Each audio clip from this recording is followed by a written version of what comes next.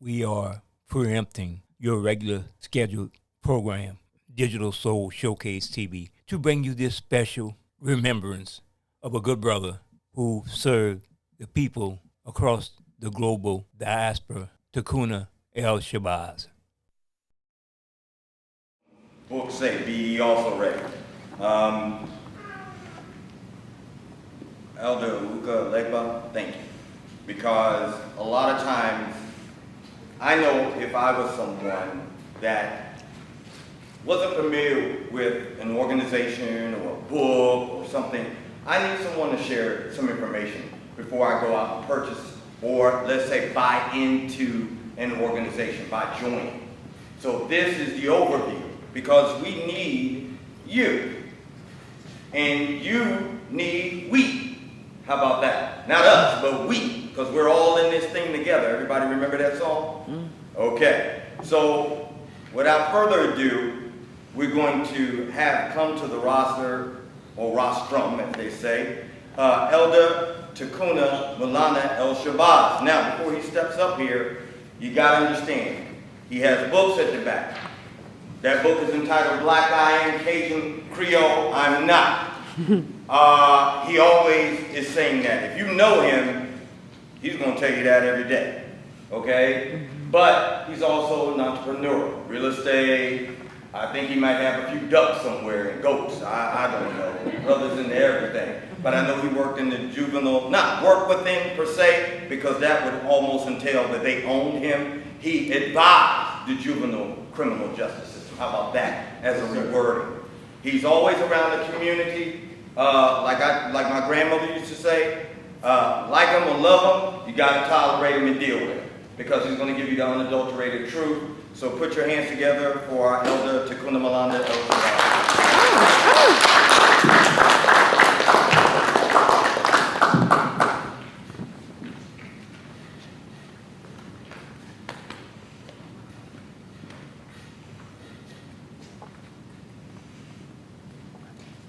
After Brother Uka's presentation, all that's left to say is that bye. All is done. In the name of Allah, the Beneficent and Merciful, I bear witness that there is but one God, and I bear witness that Muhammad is his messenger. Again, I want to thank Brother Uka not only for the information that he gave, which I think was comprehensive about Cobra, but I want to thank him personally for his commitment and hardship and resurrecting in Cobra in the Lafayette area. Yes. He has done a lot of work. Much of it is his own personal expenses, his own initiatives, because he loves our people. That's right. I know it's difficult sometimes that to move forward with our people, because we have to learn as a people, and those of us who understand, that when we deal with our people who do not yet understand, that we got to help them in spite of themselves. Mm-hmm. If you don't understand that, your people will break you in a few days. That's right. So that's just the reality. Before I give you my short talk, because I want to get to the Q&A, because I believe that's where the real question is going to come, and I think that's going to be where the real objectives that's going to show themselves as to why we're here in the first place. But I want to give acknowledgement to Queen Mother Moore. I want to give acknowledgement to Brother Abu Kari Obadella. I want to give acknowledgement to Brother Shokwe Lumumba, the attorney. Our very own Sister Akira Mawuzi Ali. Yes. Brother Tommy Lee. Okay. I want to acknowledge our bishop here at Imani Temple, yes. Brother Bishop Kwaku, who has allowed repeatedly activities like this to come into this temple, because he knows the value of ownership of black institutions. And if our black institutions cannot feed activities like this, they have no business in our community. I want to, again, recognize the organization and COBRA on the national as well as the state level for requesting that I participate in today's activity. I'm also a member of NCOBRA, but I'm also a strong believer in the principle of applied learning. And that simply means this: if you claim you know something, if you claim the information and the knowledge that you have is in your command, then I believe that once you know better, you're bounded by moral and natural law to do better. So I'm in a position, as Brother Ouka has covered the overview of NCOBRA and much of the political aspects and the long-range views, which is important that we know. And again, he's done an excellent job. I guess my job is sometimes a little bit more difficult and uncomfortable because I make you see what you don't want to see. I tell you sometimes what you don't want to hear. But I don't do it because I feel like doing it. I'm doing it because there's a long-range effect that we must have on our people, and it has to be from the foundation of truth. Yeah. So I'm going to share a few things with you. Our topic: cooperative economics for black prosperity. That word cooperative economics is one of the words from the Nguzo Saba. But I'm going to give you the longer version of the interpretation or the meaning of that word. Ujima, cooperative economics and the development of black familyhood. That's what Ujima really means. As Brother Ouka cited, the need for reparations. We need reparations. We need reparations because we have been made crazy on the plantation. We did not come here free will. We came here in the holds of ships. Our history, our culture, our name, our ability to produce economic in a systematic way was either destroyed or taken away from us. Our religion, our mores as a black people, our diet as a black people was taken away from us. Yeah. So if anybody needs repair, we do. Yeah.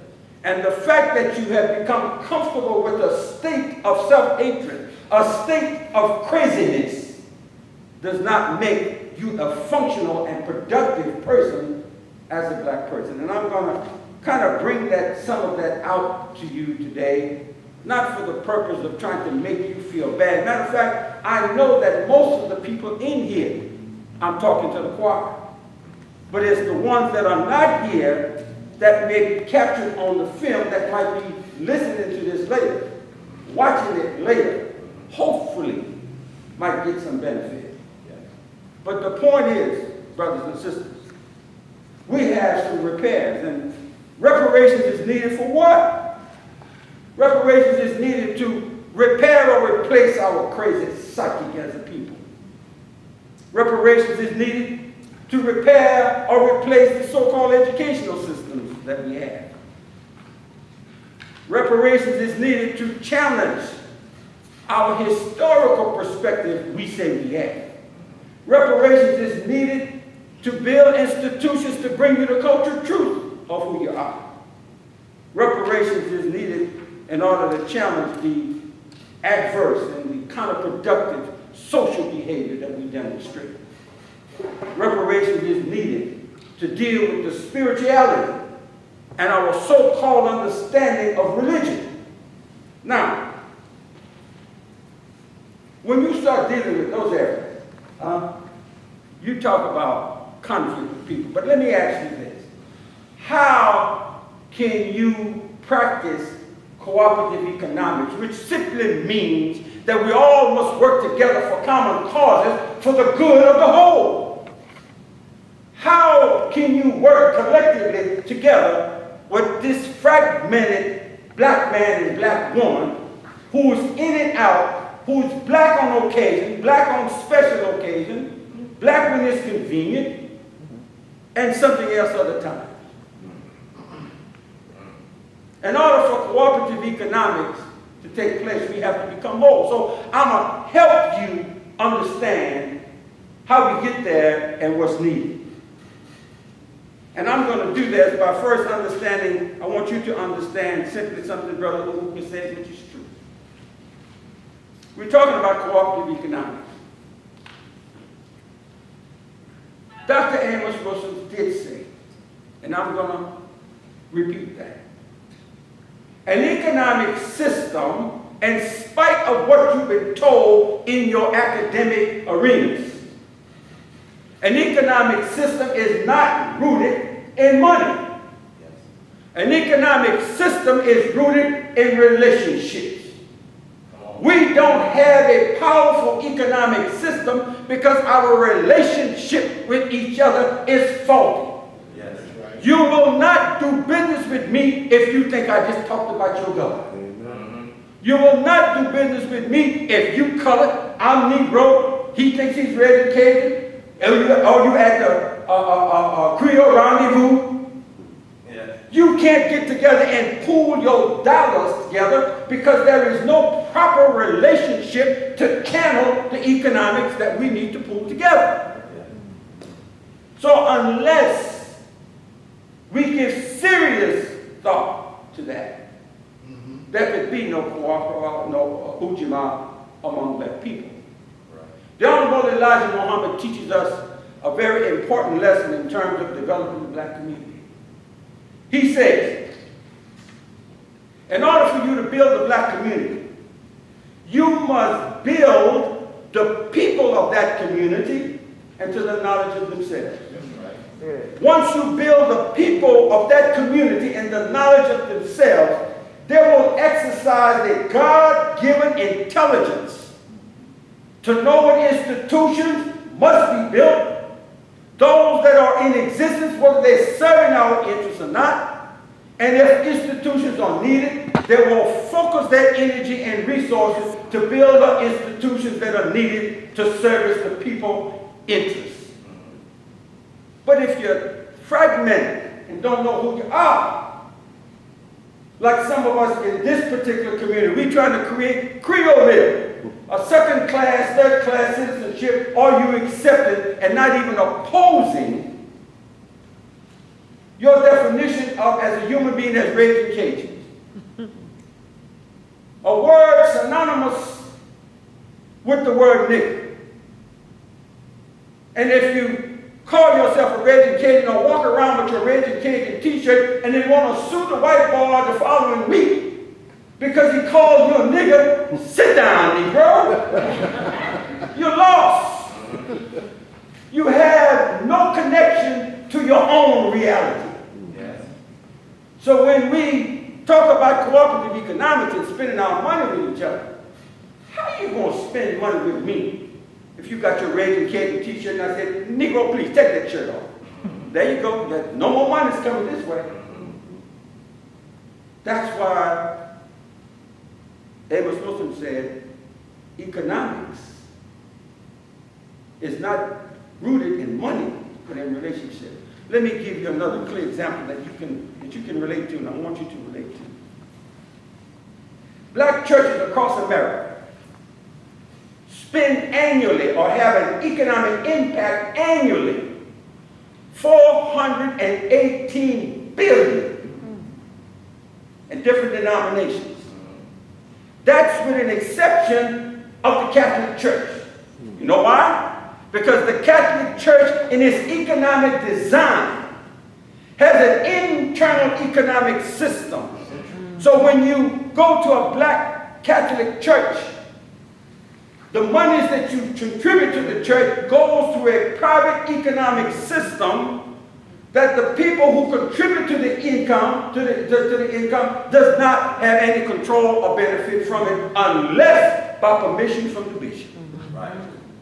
So you have lost money even from that 418 billion through the Catholic Church. So when you go here and you go to put monies in collection in St. Anthony, or you go put monies in collection at Queen of Peace or at Immaculate Heart, St. Edwards.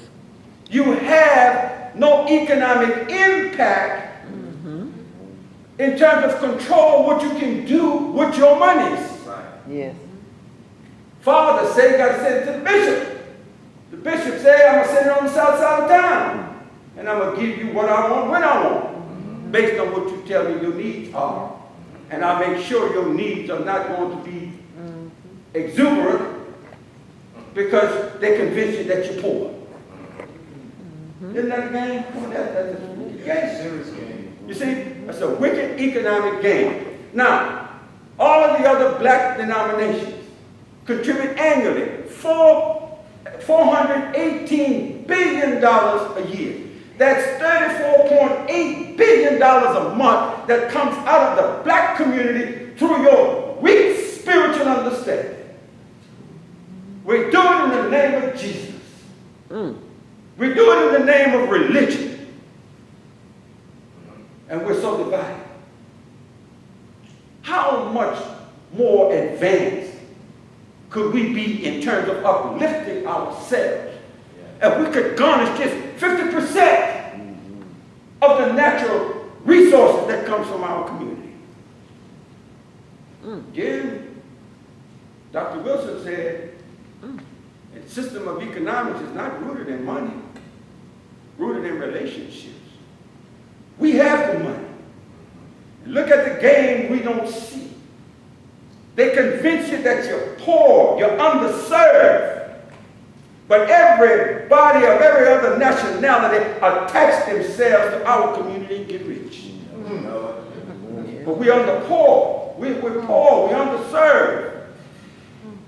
We have housing issues. Housing issues, so they throw millions of dollars into federal programs to give you housing issues. And because you're so unacquainted with your true history, your true self, and everything that you do is based on something else other than self-determination. When they address your housing program, they make white folks rich.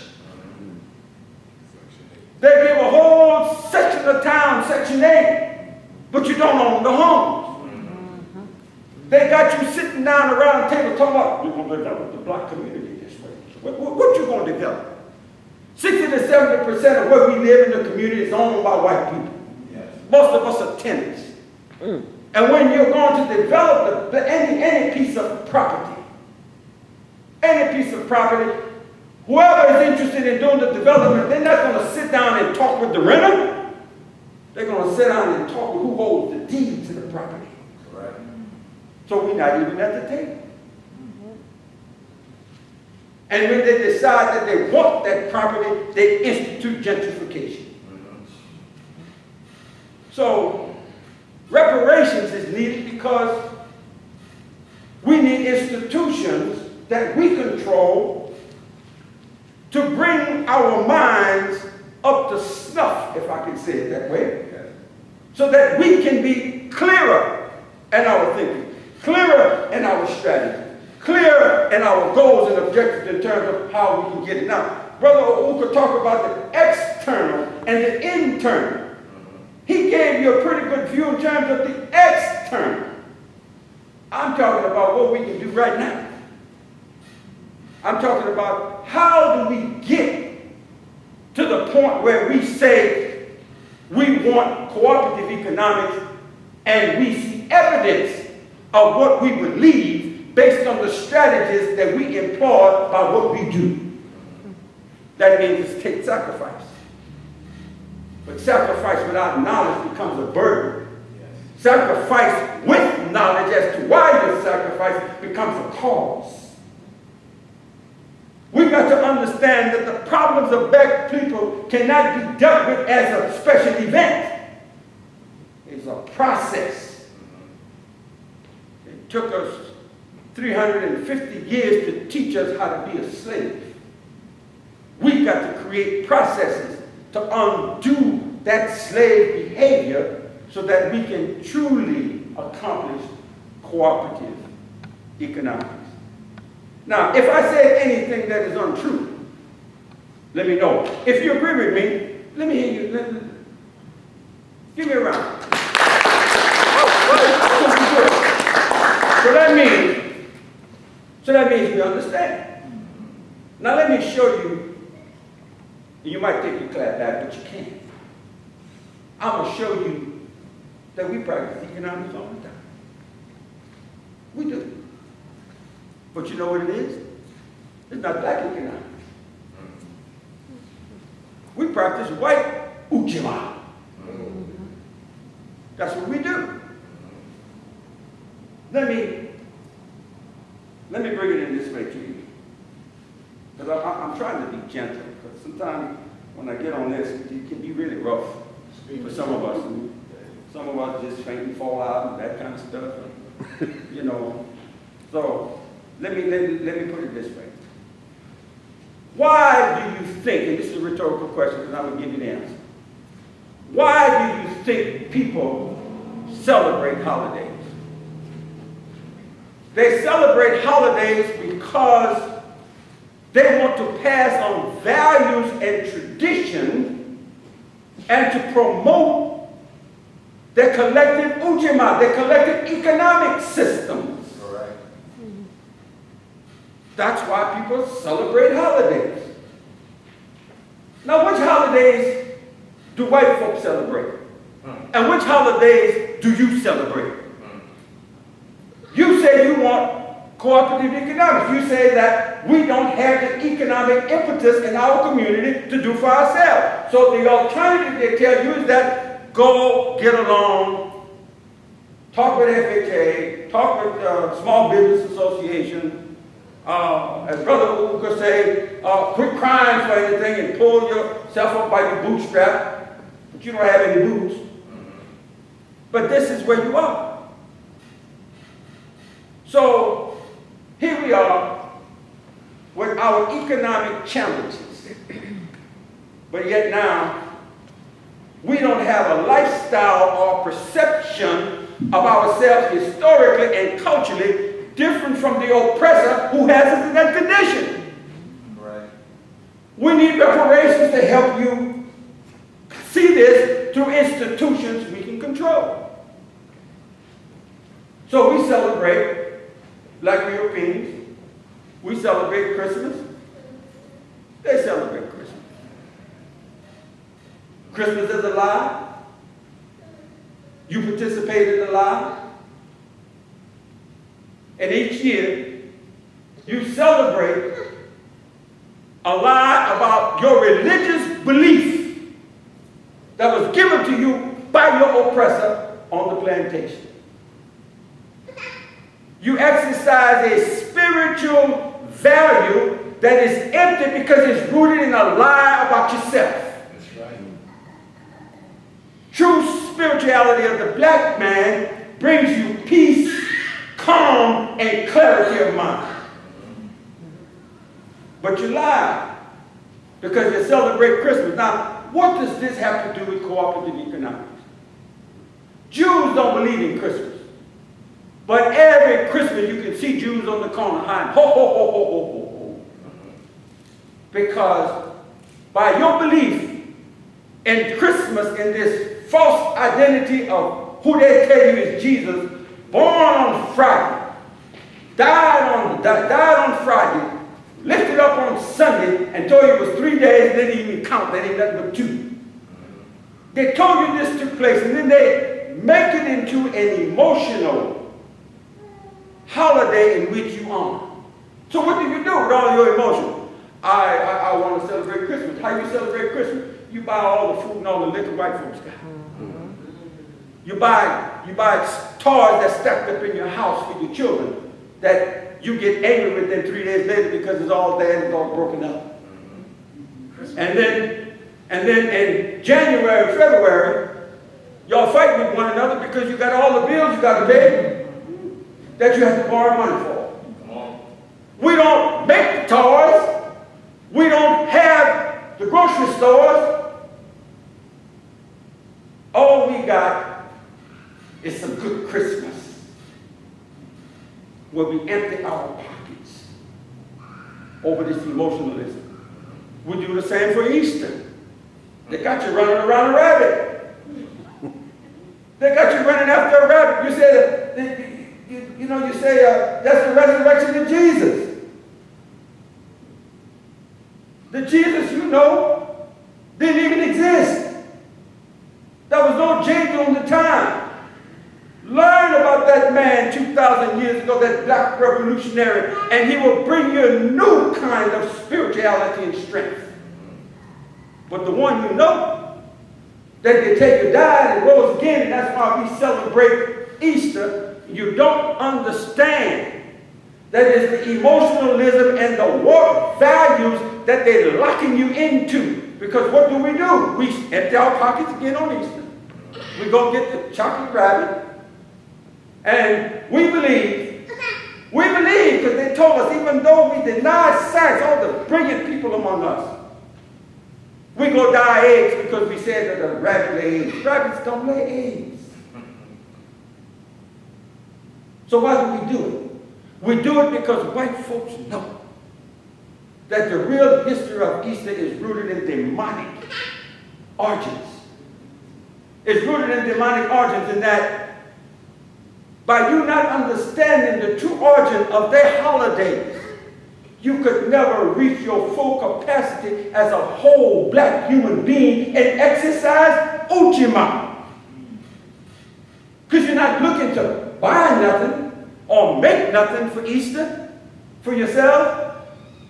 You're looking to buy from the established businesses out there, which is 98% European. So how then can we get to Ujima, cooperative economics, if you don't want to spend with me because I just told you that Easter is a lie? Hey, look what we do for Easter. They say that's the crucifixion of Jesus. Some of us think Jesus that they told us about is God. Oh, what do they do? I mean, I've been to some places where I've said something similar to that, and black folks grab their cross. And that cross is just like a rabbit's foot, if you understand. See, they tell you a rabbit's foot is lucky. My lucky rabbit's foot, boy, I tell you, ask the rabbit if it's lucky. If it's so lucky, why you got his foot in your pocket? Okay? And if you grab that cross with a dead man on it, that they lied to you about, how will this dead image make you think of a live, potential, spiritual God that lives in you, and that is the maker and creator of everything on this earth? So therefore, you don't do no Ujima with me, because I just told you that your cross is like your rabbit foot. That's it. You don't do nothing there. That's a thing. You know, that's cocoon or something else. You see? And then they shift you into Thanksgiving. They sit you around a holiday that allows you to participate in the celebration of the slaughter of the indigenous people. And you think it's about a turkey. You think it is about eating and drinking. You can't get to cooperative economics and black prosperity with that mentality. Just recently, we just got through celebrating the 4th of July. The 4th of July is a day of independence or separation for white people. 13 little colonies took on the British Empire, told King George, I don't like the way you treat me. You're not going to tax me on my sled. I'm out of here. King George said, well, that ain't going to happen. 13 little colonies said, give me liberty or give me death. And that's why you celebrate the 4th of July, because you don't know that it's a lie. So now white folks got recently slick. They dedicated Juneteenth. You couldn't get Negroes out of their homes on Juneteenth with a bulldozer. Yes. We've been talking about Juneteenth for over 40 years. Yes. And now all of a sudden, the Negro professionals, the Negroes, I'm not talking about black folks, I'm talking about Negroes. All of a sudden, they think they've gone to heaven because the white man said, you can't do celebrate Juneteenth. And we had no idea what Juneteenth is all about. That's what they do. What I'm trying to get you to see clearly, that it's nice for us to talk about cooperative economics. It's nice for us to talk about black prosperity. But are you willing to make the necessary sacrifices to get there? That's a lot of work that needs to be done on us. And when we look at how we dress, how we talk, what we eat,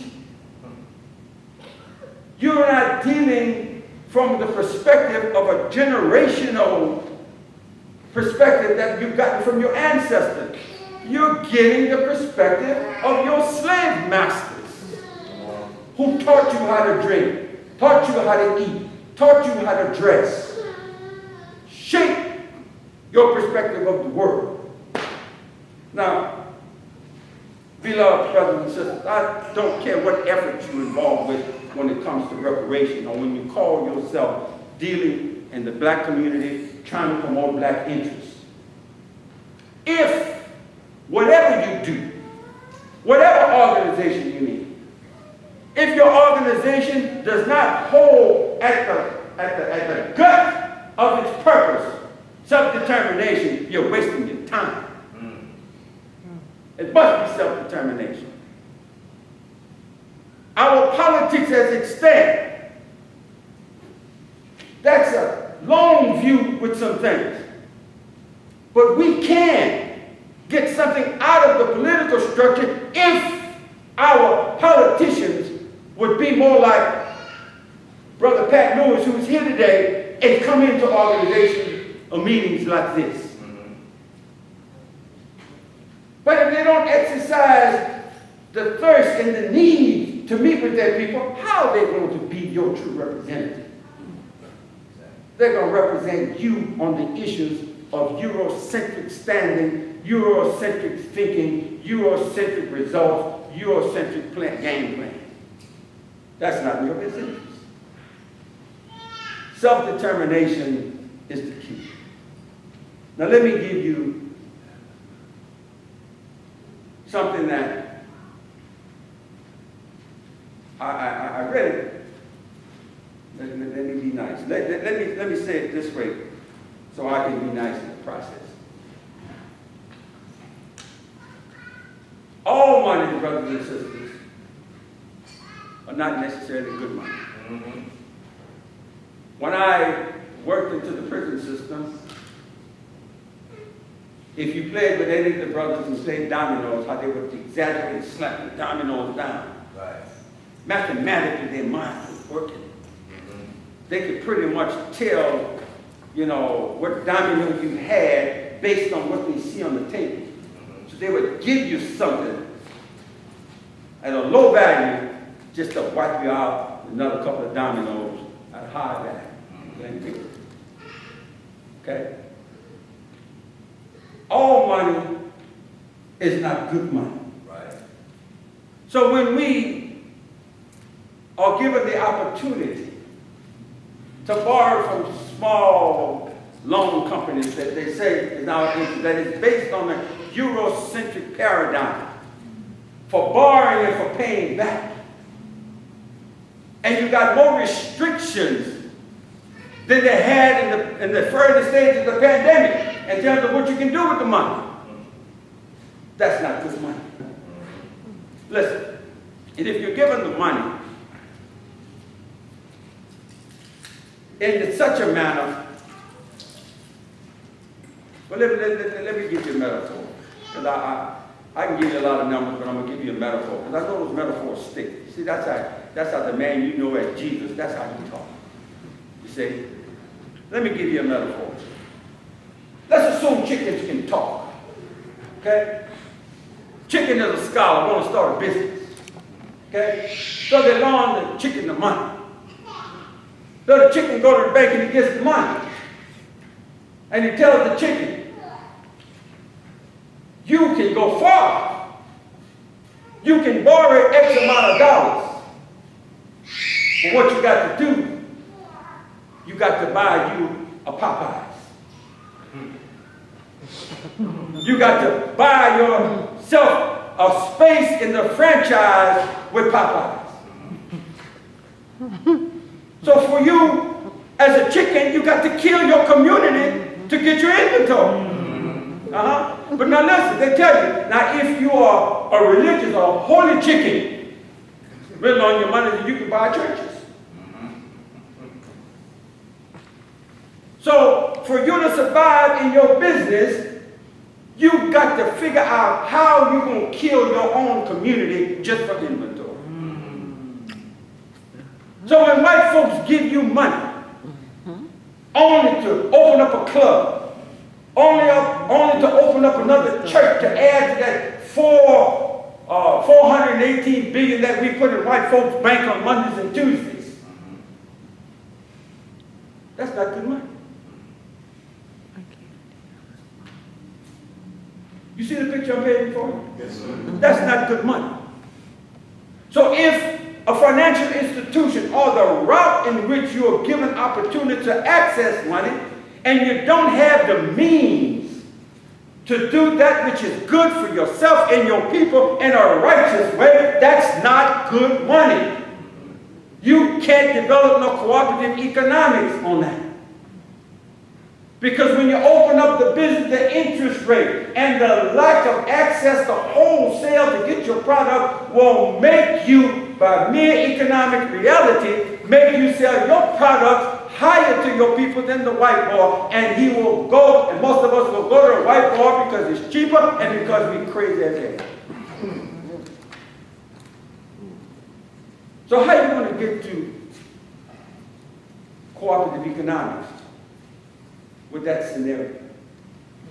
You can't. But this is what we're dealing with. So now,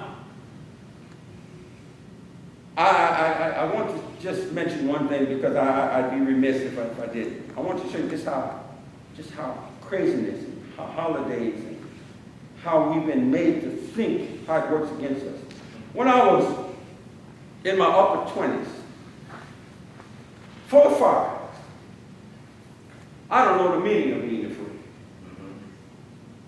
You know, that's not nothing I ate. That's just how I came out of my mother's womb. I don't know the meaning of being afraid. I have no qualms in terms of taking on challenges. So as a young 20-year-old with misdirected by my elders at the time, so the elders my age, the elders before me and the elder generation after me, we mess up because we didn't create institutions to guide our young coming after us in a proper way. So as a young boy or young man in my early 20s, I embarked on a challenge that I saw that needed to be corrected. I went to the mall around Christmas, and I was offended by the line of little black children waiting to sit on this white boy lap they call Santa Claus. I took on the issue. And because of my lack of historical truth, lack of spiritual truth, my issue that I pumped in the minds of our people, which I forever, till this day, continue to apologize for. The issue became, why can black children have a black Santa Claus? Not knowing that Santa Claus and Christmas was a lie. So we got on the campaign. We had a hook. Santa Claus is a black man. And he's handsome like my daddy too. And well, we pumped that. We pumped that on the radio. We pumped that in the media. We fought people. Santa Claus is a black man. And he's handsome like my daddy too. Not knowing that the whole idea of Santa Claus and Christmas was a lie. But I should have been smart enough to catch up. Because when we started that campaign, I got more unconscious people, more people who had a history of being afraid of disconnecting themselves from anything controversial in the black community. They joined the Black Santa Project like we were giving away free beans. That should have been a sign for me. I started looking around. I said, I must be doing something wrong because I know he don't agree with me on anything else. But it took another year or so when I became aware of the real history, the real truth. And I saw that I was tricked like most of us into promoting my own cultural and historical and spiritual genocide among my own people. That's heavy, but that's where we are. So now, let's look at quickly just some quick solutions. And I know that might, again, you know, that might not settle well on some stomachs. Not in here, but possibly those who might watch this over the film. The first thing we need to do is understand we need to separate. Oh my goodness, separate. Separate these good old white people? How are we going to survive? How are we going to survive? We separate these good old. Look, when I say separation, I don't mean isolation. Right. When I say separation, I don't mean going back to the segregated laws. When I say separation, I mean that you must first mentally separate the values of white people from your mind so that you can cultivate values in your mind about your people, and once those values are straight and confirmed in your mind, your behavior will automatically change. Yes. Before there could be a physical separation, there has to be a mental separation. Yes. What's good for the white child is not good for yours. What's good for the white child in the current educational institution is not good for yours. The history matters that they teach a white child is not good for yours. That alone should tell you, well, okay, then they let them teach what they want to teach. We need to start our own schools. See how it follows? Logic follows. You say, if they're not selling you what you need to sell in your store based on your needs, then the logical conclusion when you're thinking, right, well, hey, we need to build our own store. Don't get mad at them for having their business. But let's build our own store. I want some African clothing. I go to J.C. Penney's for African clothing. Well, wait a minute, well, we need African clothing, so let's build our own store. You see how when you separate mentally based on the truth of who you are, your historical truth, your cultural truth, it causes an influx of personal pride. And you will then act accordingly to achieve that which what you need. Our politicians, you separate your mind from the white European structure and understand your person there and your personal self, then you will be clear as to what agenda doesn't serve your people. You will know what fight to take on, what fight not to even bother with. Yes. Service your people. And let's be realistic. I am tired, I don't know about you, but I am tired of politicians telling me and telling black people, we don't do nothing in the community because we are outnumbered. Well, you didn't figure that math out before you ran. If you're 9 on the board and you got 2 blacks, you can vote twice, you still couldn't control nothing. You didn't figure that math out before you start running. So which means that if you separate your mind from the Eurocentric interests and concentrate on your interests as a black person, you would automatically know, if I get this position, I'm going to be around people who's going to oppose everything that's against the interests of black people. Yes. Therefore, my role, I got to find some creative means in order to make this happen. How you make that happen? You come back to your people, but you come back to your people as men and women of integrity, understanding that you must convince your people you're about truth, you're about courage, and they will support you. But you don't come back until you run it again, and then you've got to put some red bean and rice out. Right. Because you are exploiting the ignorance of our people just like the white man. You can't get no Ujima like that. You can't get no cooperative economics. Second solution is that whatever it costs, by any means necessary, you must first try to secure independent resources for building. Right. If you can't get independent resources, you must be able to structure some type of financial arrangement that will allow you the least amount of restrictions once you get the money so that you might do some good for yourself and your people. All money is not good money. Correct. We must commit unapologetically to building black institutions. We're here at Imani because the pastor here, the bishop here, is a black revolutionary in his mind and in his heart for his people. He cares less what they think about him downtown. And he's an attorney. He's an attorney and he's also a spiritual man, growing and evolving like all of us.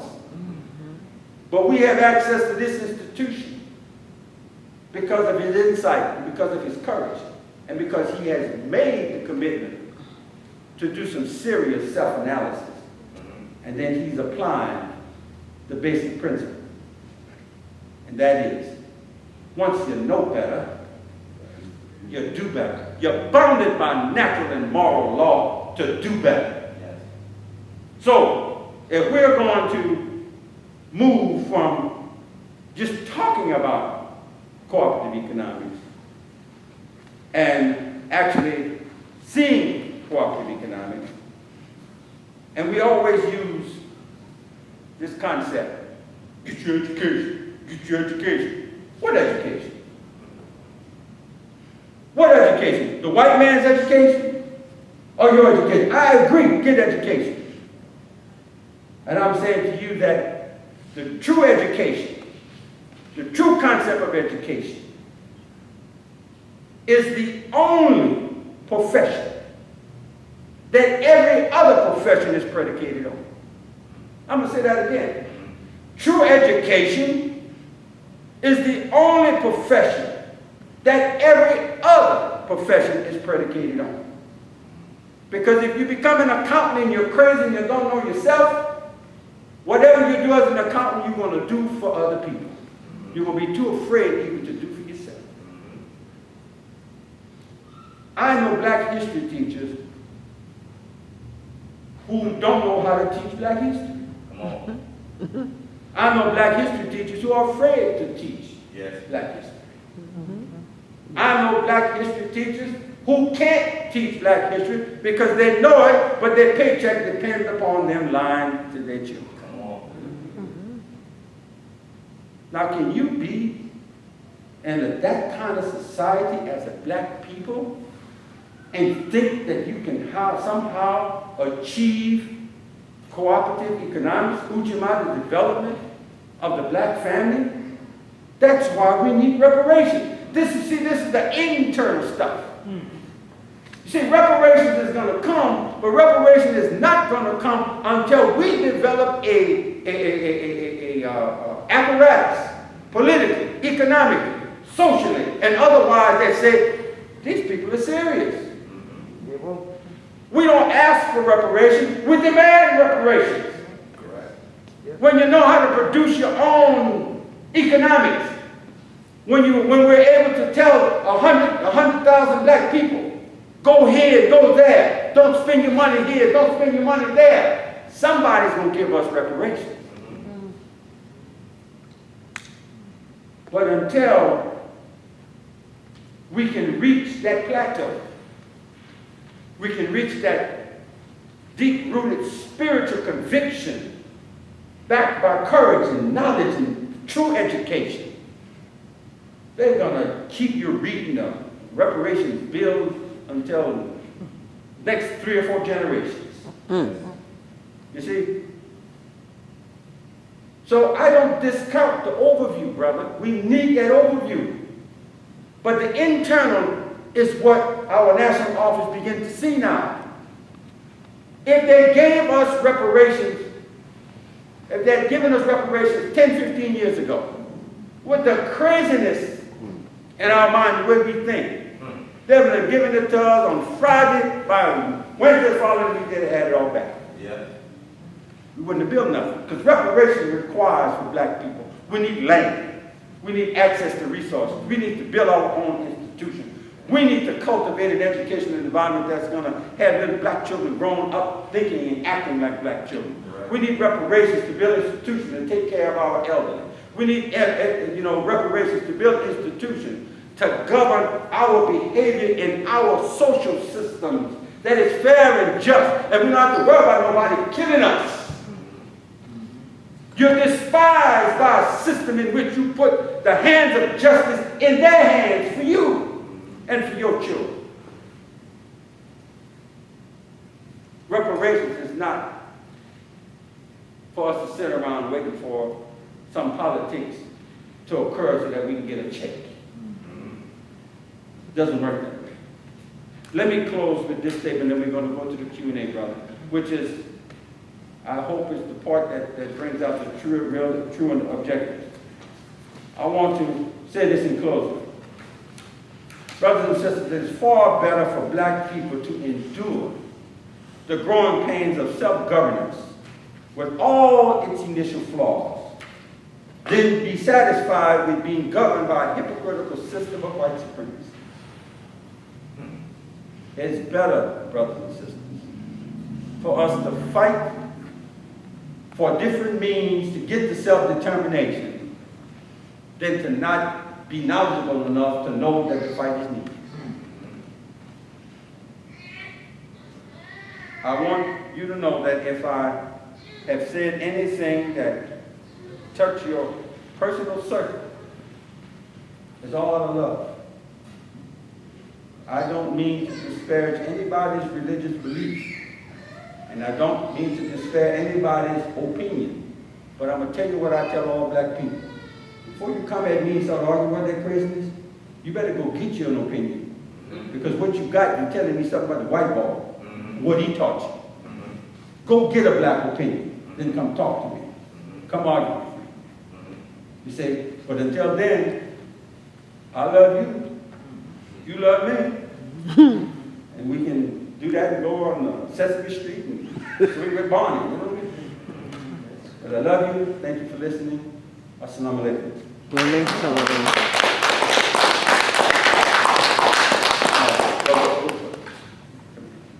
We got a few moments here for questions and comments. What you might want to share? Either to me or Brother Okuka, or you want to? Are there any questions? I mean, there we go, and great to see you, Dr. Nash. Yes, sir, brother. Ishikweku. My question, considering the preface by Brother Luka and then teaching by Brother Kuna, in regards to Ujima, there was a movement of true Ujima led by Father A.J. McKnight, I believe, here in Lafayette, Louisiana. And I want to ask the brothers, what are their opinions about when we might be able to reconnect with that movement and stand on that movement and move forward in the right direction in the movement of Ujima. Father McKnight is one of the giants that walked among us in this community. Yes. I learned a lot from Father McKnight. We should learn of his tactics, his ideals, and we should perfect them. I think there were some fundamental mistakes made, and again, I stand on my last statement. It's better for us to make those mistakes and move in the direction Father McKnight was moving and fail than to not to have moved at all. Father McKnight had a brilliant idea. Unfortunately, he had to depend on sources that was not so controllable. And the selection of people having to be on the front line, there were more academic consideration rather than the level of consciousness and commitment to the black cause. So down the line you had flaws. You had seeds of dissension that began to develop. But does that mean Father McKnight was wrong? Father McKnight asked the question all the time to us. When you're developing, ask this question. Who owns and who controls? What's different than what we're saying now? And he's saying that in order for you to have that kind of control to direct your community where it needs to go, you've got to own. We failed Father McKnight. Father McKnight didn't fail us. Yes. We failed Father McKnight. And so God given us a lesson. Look at that model. He created, in the latter days, he created an organization called BUS. Black Spiritual Unity and Togetherness. He almost had to take out a street sweeper to take some of those that was working in the co-op to go to BUS. Because they didn't have any value for the whole concept of BUS. So we look at that. Again, I say, Father McKnight was not wrong. We have to look at that model. But we have to improve it. We have to see where it went wrong. But it's not Father McKnight.